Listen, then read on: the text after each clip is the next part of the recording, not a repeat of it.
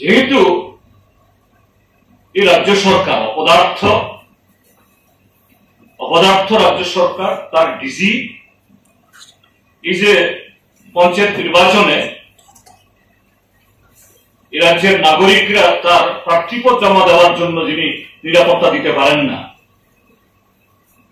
তার পুলিশরা কাঠপুতলির দাঁড়িয়ে থাকে, প্রার্থীরা মার খায়।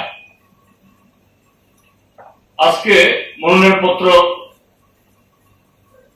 উজ্জ্বল করার শেষ দিন, গত 2-3 দিন দুপুরে সারা রাত ধরে দলে দলে গিয়ে প্রার্থীদের উপরে হামলা করে, বাড়ি পোড়ায়, মারধর করে।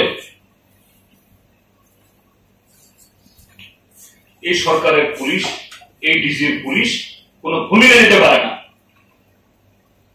আর সেই পুলিশ সেই ডিজিকে দিয়ে অন্যায়ভাবে একটা স্বাধীন দেশের নাগরিকদের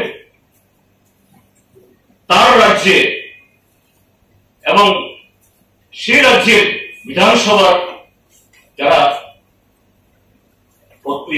সদস্য, 4 জন সদস্য একসাথে আমরা আমাদের পথ আটকায়।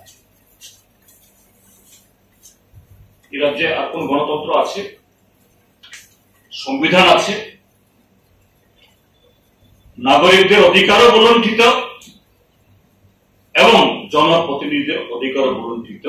ত্রিপুরা রাজ্যের সরকার, ডাক্তার মানিক সাহা, তার প্রশাসন, তার ডিসি মনে করে আমরা যা ইচ্ছা করব এটাই আইন, আমরা যা বলবো সেটাই আইন।